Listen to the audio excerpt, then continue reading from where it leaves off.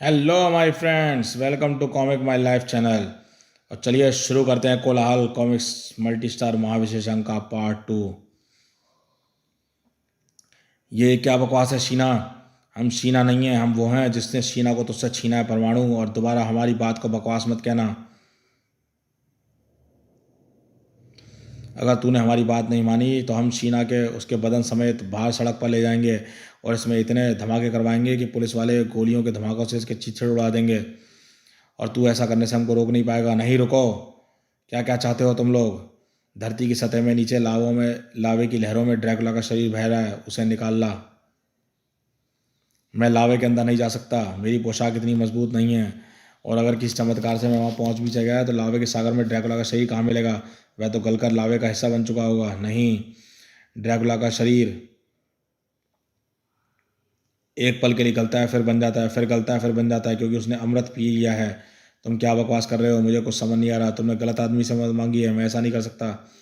तुझे समझाने का वक्त हमारे पास नहीं है। क्या करना है और कैसे करना है तो खुद समझ जा, वरना तैयार हो जा इस लड़की की तबाही का नज़ारा देखने के लिए। इस बार शीना के शरीर में जगह जगह धमाके होने लगे। बड़ाम फड़ाक धड़ाक कड़ाक कड़ुम आ।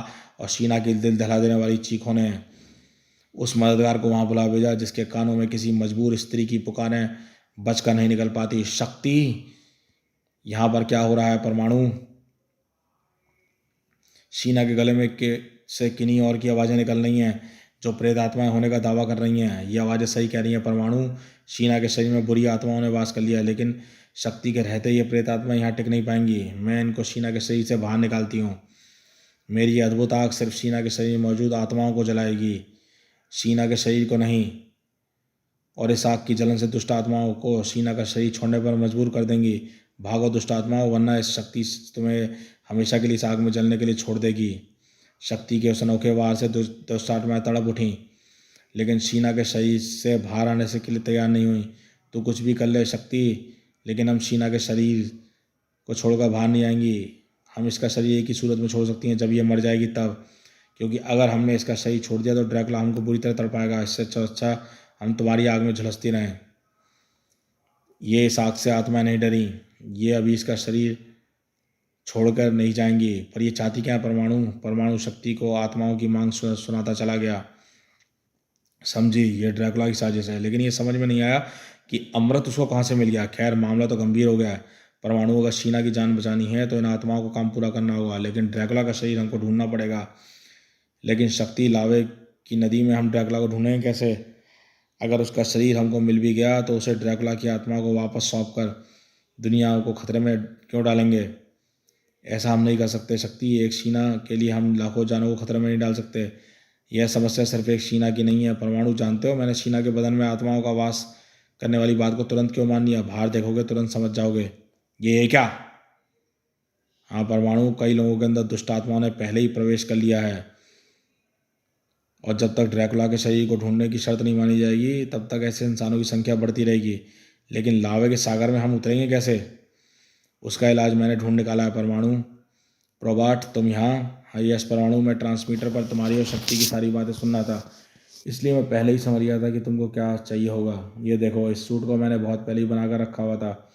एक फटते ज्वालामुखी का तापमान का लगभग 4500 डिग्री सेल्सियस होता है। यह सूट 30 मिनट तक इस तापमान को झेल सकता है। उसके बाद क्या होगा मुझे भी नहीं पता। और हाँ, इसके अंदर ऑक्सीजन की व्यवस्था है, तुमको सांस लेने में कोई दिक्कत नहीं होगी। थैंक्स प्रोबॉट, तुमने एक बहुत बड़ी समस्या दूर कर दी। अब तो मैं तैयार हूँ शक्ति। पर ड्रैकुला के शरीर की स्थिति का पता कैसे चलेगा? लावे की नदी में खुद नहीं जा सकती, इसलिए तुम्हारे साथ मैं अपना प्रतिरूप अग्नि शक्ति को भेजूंगी। मेरा वह रूप जहाँ कहीं भी किसी जीवित वस्तु को महसूस कर सकता है। अब चलने की तैयारी करो। ध्रुव और नागराज को अगर परमाणु शक्ति के इस कदम का पता चलता तो वे दोनों को रोकने या समझाने दिल्ली जरूर पहुंचते, लेकिन उनको तो पूरे महानगर के सिर पर लटकती उस तलवार ने रोक रखा था। जासूस सर्पों ने सही खबर दी थी, यह 6 मुंह सर्प वापस आ गया है। कोई प्राणी आग में जलकर वापस कैसे सकता है? क्योंकि ये प्राणी नहीं, जीवित नहीं है, मृत है। ध्रुव, इसको जरूर ड्रैकुला की आत्मा ने भेजा है। हम इस पर तुम्हारे हमारे वार असर नहीं करेंगे। तुम्हारे नहीं, मेरे वार असर करेंगे। ओहो, मैं अपनी पूरी साधना शक्ति का प्रयोग कर रही हूँ, लेकिन इस पर कोई खास असर होता नजर नहीं आ रहा। इस नाग के अंदर जरूर कोई अत्यंत शक्तिशाली आत्मा है। मुझे मानसिक शक्ति द्वारा नागराज ध्रुव की शक्तियों के साथ साथ जोड़ना होगा। आह, ये क्या! खपा अपनी योजना पूरा कर पाने से पहले लोरी उस सर्प के मुंह में समा चुकी थी।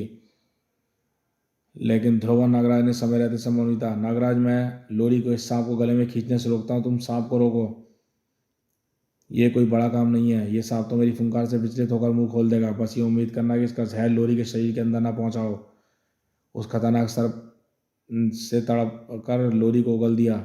लोरी के बदन या कपड़ों पर कोई निशान नहीं है। नागराज, यानी जहर इसके अंदर नहीं गया है, या शायद ये शौक से बेहोश हो गई है। अब हमें इससे मदद की कोई उम्मीद नहीं है। अब जो करना है वो हमें ही करना होगा। फू, हम इसको कुछ देर रोकने के अलावा कुछ नहीं कर सकते ध्रुव। इसको ख़त्म करने का तरीका हमको नहीं पता। अब शायद हमको रोकने का तरीका हमारे पास भी नहीं, क्योंकि इसका एक सर्प मुझे निगलने के लिए आगे बढ़ रहा है और मैं इसको स्टार ब्लेड से इसका मुकाबला नहीं कर सकता। लेकिन नहीं, ये मुझे निगलने के लिए नहीं आ रहा, इसके मुंह से कुछ निकल रहा है। हे भगवान, ये तो प्राचीन सर्प सैनिक है, जुम्बी सैनिक। जिस तरह से इन्होंने नीली पैंट और पीली शर्ट पहने उस आदमी को वार किया है, इससे साफ है कि इनको मेरे पीछे भेजा गया है। और मुझे लग रहा है कि इनको रोकने की कोशिश कारगर सिद्ध नहीं होगी। शायद होगी। इन प्राचीन सैनिकों के शरीर इतने भुरभुरे हैं कि इनको एक हल्के से वार से तोड़ा जा सकता है। तड़ाक! लेकिन ये तो अपने आप ही जुड़ जाते हैं। और अगले पल ध्रुव को जुम्बी सैनिकों की फुर्ती का एहसास हो गया। कमाल की फुर्ती है। मुझे लगा मैं आराम से बच सकता हूँ, लेकिन फिर भी मुझे खरोंच लग गई। चलो, कम से कम मेरा हाल बिजली खंभे जैसा तो नहीं हुआ। खटाक! ये जंग लगी तलवार काफ़ी तेज़ लगती है, लेकिन इनका अपना हथियार है। ये इनको काटने में मेरी मदद कर सकता है। ध्रुव ने ये ट्रिक पहले भी कई बार आजमाई थी, उसे कामयाबी भी मिली थी, लेकिन इस बार ये चाल कामयाब नहीं हुई। अरे, ये तलवार तो बुरी तरह थरथरा रही है। इससे वार करना तो दूर, मैं इसको थामे तक नहीं रह सकता। और अब ये तलवार फिर हाथ से छूटकर जुम्बी सैनिक के हाथ में जा रही है। अब तो भागने के अलावा और कोई रास्ता नहीं है। भागते भागते कोई तरीका सोचना होगा। ध्रुव को अब तक सफलता नहीं मिल पाई थी और यही हाल नागराज का था। फू! लेकिन अब उसने विचित्र नाग को बराबर टक्कर देने की ठान ली थी। फू! ये इस पर असर हो रहा है। नागराज, वार करते रहो लगातार। लेकिन इन वारों को एक थमना पड़ा। नहीं, उस हठीले सर्प के मुंह से निकले सर्पों के स्पर्श ने शीतनाग और सोडांगी को कंकालों में बदल दिया है। तूने मेरे प्रिय मित्रों को मुझसे जुदा किया, अब तू नहीं बचेगा विनाशकारी सर्प। नागराज का गुस्सा भड़क उठा। और जब नागराज का गुस्सा भड़कता है तो लगता है कि जैसे शिवजी का तीसरा नेत्र खुल गया हो।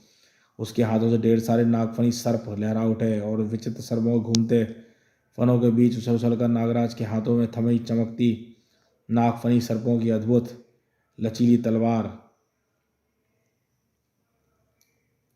उस विचित्र सर्प को सब्जी की तरह काटती चली गई। मैं तेरे टुकड़ों टुकड़ों को मैं बिखेर दूंगा, लेकिन तेरे उन टुकड़ों को भी मैं नहीं बख्शूंगा। धसक सर्पों के उन टुकड़ों की मदद से मैंने धुएं में बदल दूंगा और उस धुएं को मेरे असंख्य सर्प पी जाएंगे और तेरा नामो निशान मिट जाएगा। शायद तेरा नामो निशान मिटने से मेरे साथी फिर से सामान्य रूप में वापस आ जाएं। हमारा नामो निशान नहीं मिटता नागराज। हम अतृप्त आत्माएं अपने शरीर की राख के एक कण से भी अपने शरीर को पूरा फिर से बना लेती हैं, लेकिन तू ऐसा नहीं कर सकता, इसलिए नामो निशान मिटेगा तो सिर्फ तेरा। ऐसा नहीं होगा। इस बार तू प्रेत रूप में आया नासुकी, लेकिन इस बार तुझको वापस जाना होगा खाली हाथ। महात्मा कालदूत, आप यहाँ पर कैसे? और आपकी बातों से ऐसा लग रहा है जैसे आप इस नाग को जानते हैं। सत्य है नागराज, इसलिए मुझे इसको आने का आभास हो गया था और इसको रोकने के लिए मुझे यहाँ आना पड़ा। ये सर्पराज वासुकी का पुत्र नासुकी है। असुरों की संगत ने इसकी आत्मा बिगाड़ दी थी।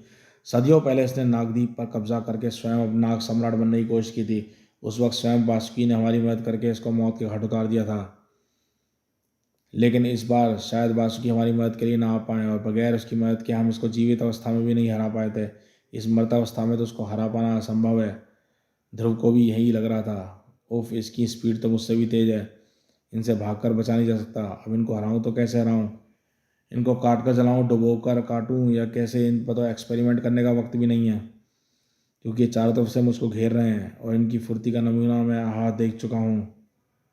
अरे, ये तो स्प्रे कैन है। इनके अंदर से तरल पदार्थ हाई प्रेशर में भरा जाता है जो एक धमाके से फट सकता है। ऐसी चीज़ इन प्राचीन सर्प सैनिकों ने कभी नहीं देखी होगी। कैन तलवार से टकराकर फटी तो जरूर, फचाक, लेकिन ओहो, इसका हेलमेट नारंगी ज़रूर हो गया है, लेकिन इस तरह धमाके पर कोई असर नहीं हुआ। अरे स्प्रे कैन तो पेंट की हैं, पेंट कैन है, पेंट है, इन सैनिकों के साथ निपटने में मेरी मदद कर सकती हैं। बस मुझे खास रंगों की कैन तलाश करनी है। ये रही उन खास 2 रंगों की कैंस जो मुझको चाहिए। हिस फिस फिस फिस फिस फिस। अब ये कैंस मिनटों में अपना काम शुरू करेंगी, बस उसको मिनटों में इनके वालों से बचना होगा। गुड, मेरा आइडिया काम कर गया। मैंने नीली और पीली स्प्रे कैंस की मदद से इनको अपनी पोशाक के अनुसार नीला और पीला कर दिया। अब जब इन पहले ऐसे ही कपड़ों वाले एक आदमी पर हमला किया था, मैं तभी समझ गया था कि ये सिर्फ मुझे मेरे कपड़ों के रंग की मदद से पहचानना है, और मेरा ख्याल सही निकला। अब ये एक दूसरे को ही ध्रुव समझ कर काट रहे हैं और अपनी हथियारों के कटने से दोबारा जुड़ भी नहीं पा रहे हैं। ध्रुव ने अपने ऊपर आई मुसीबत तो टाल ली थी, लेकिन मुसीबतें तो अपना पैर पसारती जा रही थी। तुमको पक्की खबर मिली है ना डोगा? मुझे तो यकीन नहीं हो रहा। डोगा को खबर पक्की मिलती है सूर्य, क्योंकि डोगा से झूठ बोलने वालों को अपनी जीभ खुद ही काट कर फेंक देनी पड़ती है। समुद्र की सफाई कटाई करके अपने कचरे की मदद से लेफ्टिनेंट साइट को भरने की इस अच्छे प्रोजेक्ट की आड़ में नशे के तस्कर अपना मतलब साध रहे हैं। कचरे के साथ हीरोइन के पैकेट भी यहाँ पर लाए जा रहे हैं और कानून की नाक के ठीक नीचे आराम से लिए जा रहे हैं। हो सकता है डोगा, मैं तुम्हारी बातों पर विश्वास नहीं कर सकता, लेकिन फिर भी अपने सीनियर्स को विश्वास दिलाने के लिए मुझे सबूत चाहिए, एकदम ठोस सबूत। धैर्य रखो सूर्य, सबूत आ रहे हैं। मेरे दोस्तों की नाक कानून की नाक की तरह नहीं है। ये इस कचरे के ढेर में मौजूद हीरोइनों के पैकेटों को ढूंढ निकालेंगे और वही होगा तुम्हारा पक्का सबूत। और अगर ऐसा है तो स्मगलर है वहाँ पे, यहाँ पे तो कचरा बीनने वालों के अलावा और कोई भी नज़र नहीं आ रहा। कैसे नज़र आएगा? ये कचरा बीनने वाले आदमी तो तस्करों के आदमी हैं। आओ मेरे साथ और तलाशी लो इस कचरे भले थैलों की। इसमें प्लास्टिक की थैलियाँ और टीन के डिब्बे भरे होंगे। हीरोइन के पैकेट होंगे। नहीं डोगा, इन थैलों में कुछ भी नहीं है। तुम्हारा शक कहीं गलत तो नहीं है? नहीं सूर्य, डोगा कोई गलतफहमी नहीं हुई है, उसकी खबर एकदम सही है, लेकिन जानबूझकर दी गई थी। लेकिन जानबूझकर हमने ही अपने आदमी को इस तक ये खबर पहुंचाने को कहा था ताकि वे अपने पुलिसिए दोस्त यानी तुम्हें लेकर यहाँ आए और यहाँ पर तुम्हारे बिछाए जाल में तुम दोनों फंस जाओ। तर तर तर तर तर तर तर तर तर तर तर तर तर तर तर तर। तुम दोनों ने हमारा बहुत नुकसान किया, आज हम तुम्हारा परमानेंट नुकसान करके उसकी भरपाई कर लेंगे। तुम लोग बिल्कुल सही जगह पर आए हो। ये कूड़े का ढेरी तुम्हारी असली जगह है। वैसे भी तुम सबकी लाशों को मैं यहीं पर फेंकता। चारों तरफ से ऑटोमेटिक हथियार डोगा और सूर्य पर तने हुए थे और गोलियों की उस बाढ़ से बचकर बच पाना संभव था, लेकिन डोगा के लिए रोजमर्रा की बात थी। तर तर तर तर ठन गोलियों की बौछार टीन के चादर ने रोका, और जब टीन की चादर छल्ली डोगा और मशीन गन के नीचे से गिरी तो डोगा गायब हो गया। कहाँ गया? ज़रूर कूड़े के ढेर में छिप गया होगा। मौके का इंतजार करता हूँ। लेकिन वह यह नहीं जानता कि मौके का इंतजार करता रह जाएगा और उसका यह इंतजार उसकी मौत को धर दो पहुँचेगा। कूड़े का ढेर ग्रेनेडों के वारों से कपकपा उठा। अगर डोगा वहीं पड़ता तो बच पाना असंभव था, लेकिन डोगा उस ढेर के नीचे नहीं, ढेर के ऊपर था। कड़ाक कड़ाक की आवाज़ के साथ हमलावर की रीढ़ की हड्डी जवाब दे गई। एक कचरे का डिब्बा तो गया, अब 3 और बचे हैं। सूर्य के निशाने पे चूक थे, लेकिन उसकी गोली भी गोलियों की बाढ़ की तरह भारी पड़ रही थी। लेकिन गुंडों का पलड़ा फिर भी भारी था। धाएं फच, और वह इसलिए क्योंकि ये जाल उन्हें खुद रचा था। हर जगह मौत का सामान रखा था। कहीं पर ग्रेनेड तो कहीं पर बड़ाम लैंड माइन्स। सूर्य घबरा मत, मैं आ रहा हूँ मैं। हाँ, इस पुलिसिए के तो आधे घंटे के अंदर डॉक्टरी मदद नहीं मिली तो मर जाएगा, और डोगा उसको अस्पताल पहुंचाना चाहेगा ही चाहेगा। अब इसका ध्यान हमको मारने की बजाय इंस्पेक्टर को बचाने में रहेगा। डोगा सचमुच दुविधा में फंस गया था, और दुविधा में फंसने वाले को एक ही चीज़ मिलती है, शिकस्त। आहा, एक गोली डोगा का बाजू रगड़ती हुई निकल गई। हाँ, अब तेरी भी मौत आ गई है। डोगा बता, अपने साथियों के साथ तड़प तड़प कर मरना चाहता है या फिर एक झटके में खल्लास करूं तुझको? डोगा को मारना है तो एक झटके में ही मारना पड़ेगा, क्योंकि दूसरा मौका डोगा किसी को नहीं देता। खाओ घर हाँ। आहा, इन कुत्तों के भरोसे कब तक बचेगा तू मेरी गोलियों से? ऐसे तेरे कुत्ते ही मरेंगे। फटाक। और तू भी। अरे ये क्या? कूड़े का ढेर अपने आप उठकर मेरा हाथ कैसे पकड़ रहा है? दृश्य तो आगे फाड़ देने वाला था, लेकिन डोगा के पास ये दृश्य देखने का वक्त नहीं था। कुछ समझ में नहीं आ रहा, ये क्या हो रहा है? कूड़े का ढेर का आकार धारण करके गुंडों को मारने में मदद कर रहा है। मुझे इस मौके का फ़ायदा उठाकर सूर्य को अस्पताल पहुंचाना चाहिए। तुम्हारी ये कोशिश बेकार है डोगा, क्योंकि तो अब तुम्हारे भाई की आत्मा इसका शरीर छोड़ने वाली है और अब तुम इसको चिकित्सक के पास नहीं, सिर्फ हम ही बचा सकते हैं। भाई की धीमी पड़ती सांसों ने डोगा की आवाज़ में लाचारी भर दी थी। कौन हो तुम? और अगर तुम मेरे भाई को बचा सकते हो तो बचाते क्यों नहीं? क्यों नहीं बचाते तुम इसकी जान? हम इसकी जान बचाएंगे, लेकिन सौदा होने के बाद। सौदा? क्या सौदा? कौन सा सौदा जो तुम डोगा के साथ सौदा करना चाहते हो? बारडेलो कहते हैं मुझे, और मैं एक आत्मा हूँ, पर अकेला नहीं हूँ। मेरे साथ आत्माओं की पूरी एक फौज है। हमारे पास वह शक्ति है जो तेरे भाई को ठीक कर सकती है, पर उसकी आत्मा को बाहर निकलने से रोक भी सके। सदियों पहले, और तुम ऐसा करवाने के लिए मुझे क्या करना होगा? सदियों पहले बहुत दूर एक नदी के किनारे एक महायुद्ध हुआ था और मेरे सैनिकों के उस युद्ध में काट डाला। हालांकि मरते मरते हमने भी दुश्मनों को ख़त्म कर दिया था, पर हमारे यहाँ पड़े पड़े अंगों का कुछ समय बाद नदी में बाढ़ आ गई और नदी के भाव के साथ साथ हमारे कटे अंग समुद्र में जाने कहाँ पहुँच गए। सदियों तक समुद्र की अलग अलग धाराओं में तैरते अंग तुम्हारे शरीर के तट पर, शहर के तट पर आके समा गए, और इस तट के समुद्र में सफाई अभियान में सारे लोग के अंग इस कूड़े के साथ साथ समुद्र के ऊपर विशाल कूड़ेदान में आ गए। ये हैं हमारे बेहिसाब अंग, लेकिन हमें ये नहीं पता कि कौन सा पैर किस धड़ का हिस्सा है और कौन सा धड़ किस सर का है। तेरे कुत्ते हर अंग को सूंघकर उसके साथ अंगों को ढूंढ सकते हैं और हम फिर से अपना सही प्राप्त कर सकते हैं। अजीब बात है, मैं अंगों को जोड़े बना भी तो तुम उनको जोड़ोगे कैसे? और इतने सालों तक तुम्हारे अंग सलामत कैसे रह गए?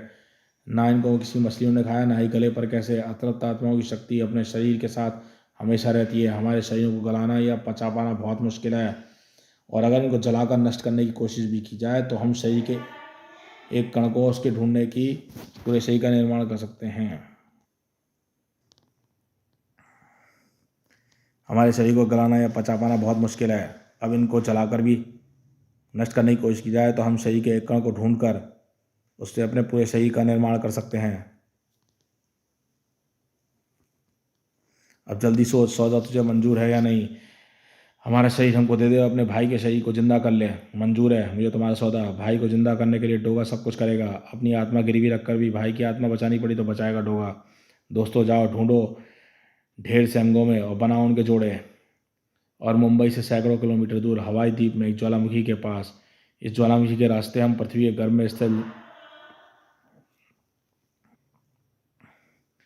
स्थिर लावे तक पहुंच जाएंगे परमाणु,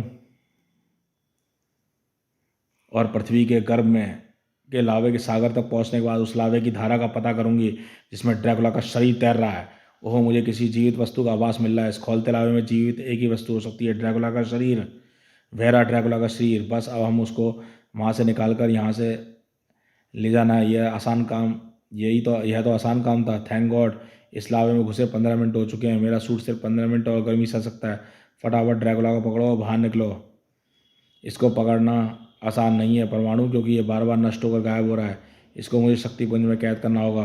और लावे के संपर्क टूटते ही ड्रैकुला का शरीर फिर से बनता जा रहा है। लेकिन अब हम क्या करेंगे? ड्रैकुला की आत्मा को उसका शरीर सौंप कर एक नई मुसीबत पैदा कर देंगे।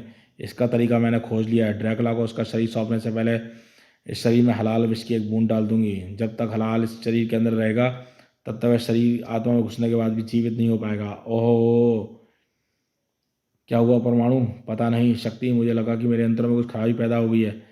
मैं भी ड्रैकुला के शरीर को लेकर बाहर नहीं जा पा रही। कोई अवरोध मुझे रोक रहा है। हे ईश्वर, अब मैं समझी, ये एक बहुत बड़ी मुसीबत है परमाणु। ड्रैकुला के साथ साथ हम भी इस वक्त प्लाज्मा के पेट में हैं और यहाँ से बाहर निकलना लगभग असंभव है। ये प्लाज्मा क्या बला है शक्ति? किसी पदार्थ को गर्म करने पर वह ठोस रूप से पहले तरल रूप में बदलता है, फिर गैस रूप में। लेकिन अगर तापमान बढ़ाते रह जाए तो पदार्थ एक चौथी अवस्था में पहुंचता है, उसको प्लाज्मा कहते हैं। खैर, तुम खुद भी जानते हो कि यह प्राणी उसी प्लाज्मा से बना है, चुंबकीय तरंगों से तैरते पदार्थ के कणों से बना प्राणी। और ड्रैकुला के साथ साथ हमारे जैसे शरीर भी इसके युगों के बाद पचाने को मिले हैं। हम इसको आसानी से जाने नहीं देंगे।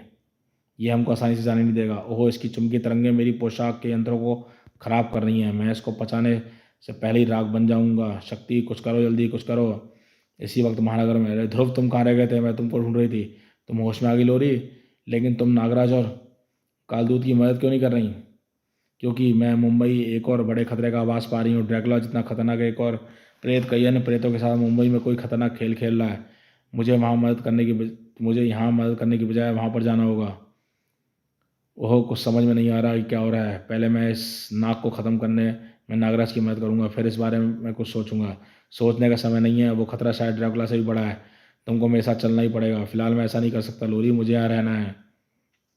तुम यहाँ भी रहोगे और मेरे साथ भी चलोगे? कैसे? यह मुझ पर छोड़ दो। लोरी डोगा से भिड़ने जा रही थी और यहाँ पर वासुकी नाग को नष्ट करने के तरीके तलाश किए जा रहे थे। नागराज इसका शरीर मत है और इसकी आत्मा अपने शरीर में है और शरीर से नाता टूटने के बाद भी घुसी हुई है, इसलिए इसका आत्मा इसके शरीर से निकालना कोई मुश्किल काम नहीं है। मुश्किल काम है उस आत्मा को कैद करके उस नाग शरीर में वापस जाने से रोकना, और इस आत्मा को निकलने से, इसको कैद निकलने से दो काम एक साथ नहीं कर सकता। तूने तरीका तो सही सोचा है कालदूत, पर तू ऐसा नहीं कर पाएगा क्योंकि मेरे काल सर्पी को तेरा हाड़ सर्प चबा गया है और अब तेरे पास मेरे कंकाल वार से बचने का कोई रास्ता नहीं है। तेरे हाड़ सर्प को मेरी ज्वाला शक्ति राख कर देगी और राख के स्पर्श से मुझे कोई नुकसान नहीं पहुंचेगा।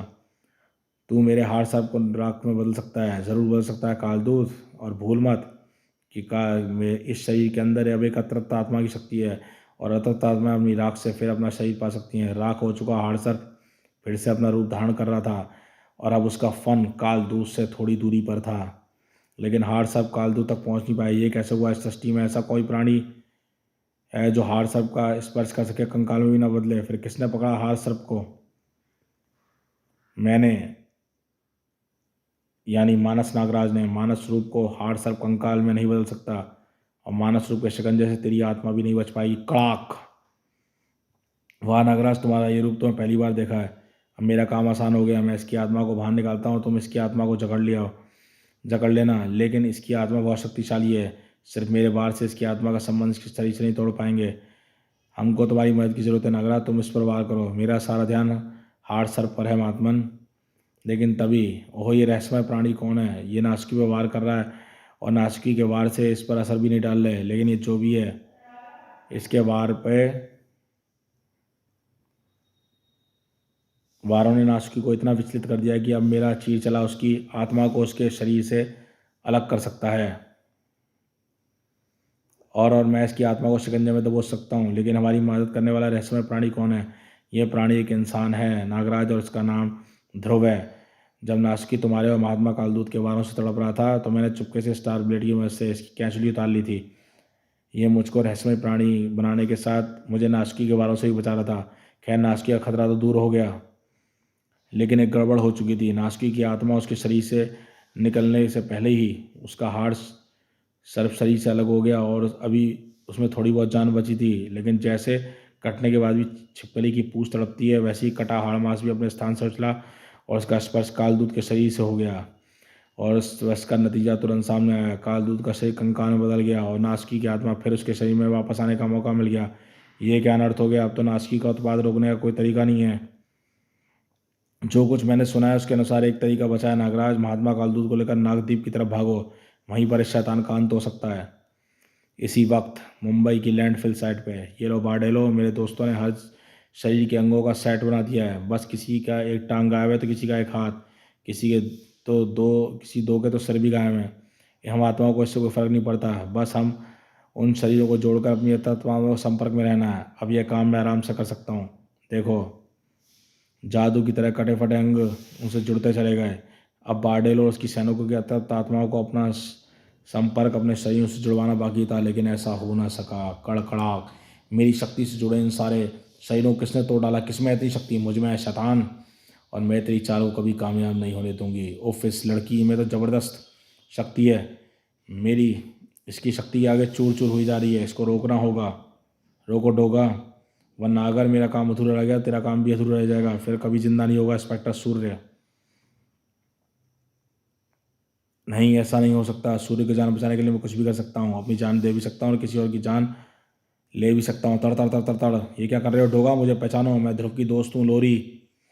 मैं तुमको पहचान गया हूँ लोरी, लेकिन इस वक्त मैं शैतान का साथ देने पर विवश हूँ क्योंकि अभी ये सिर्फ वही काम कर सकता है। सूर्य की जान इसके शरीर से निकलने को रोक सकता है। शैतान सिर्फ लालच देते हैं डोगा, काम नहीं करते। इंस्पेक्टर सूर्य ना तो मरा है और ना ही मरेगा। अभी इसकी मौत का समय नहीं आया है। डोगा, लोरी की मुलाकात के बारे में जानने के लिए निशाचर हमारे कॉमिक्स की प्लेलिस्ट में जाके पढ़िए। शानदार कॉमिक्स निशाचर। इसलिए इसको ज़िंदा रखने का काम भी मैं खुद कर सकती हूँ। देखो ये लड़की डोगा को मेरे खिलाफ़ कर देगी, मुझे कुछ ऐसा करना होगा कि डोगा खुद इस लड़की के खिलाफ़ हो जाए। लोरी की शक्ति ने वार ने सूर्य की आत्मा को शरीर के अंदर तो ढकेल दिया, लेकिन उसके साथ साथ बारडेलो का एक प्रेस सैनिक भी सूर्य के शरीर की तरफ रवाना हो चुका था। अब देखना यह था कि कौन सी आत्मा सूर्य के शरीर पर पहले कब्जा करती है, और इसमें जीत बारडेलो की गुलाम आत्मा की हुई। सूर्य उठा तो सही, लेकिन अब सूर्य नहीं कुछ और बन चुका था। बारडेलो की चाल कामयाब हो चुकी थी। ये क्या हो गया सूर्य को? ये सब इस लड़की का किया धरा है। डोगा ये नहीं चाहती थी कि सूर्य ठीक हो। ये झूठ बोल रहा है डोगा, ये खुद नहीं चाहता कि तुम इसके शिकंजे से बाहर निकलो। इसको ख़त्म कर दो, सूर्य अपने आप ठीक हो जाएगा। बारडेलो ठीक कह रहा है, क्योंकि मैंने खुद अपनी आंखों से देखा है कि लोरी के वार से ही सूर्य का रूप बदला है। तो दोस्तों, इस कोलाहल के पार्ट 2 को यहीं पे समाप्त करते हैं और मिलते हैं कोलाहल कॉमिक्स के पार्ट 3 में। देखते रहिए कॉमिक्स माई लाइफ चैनल।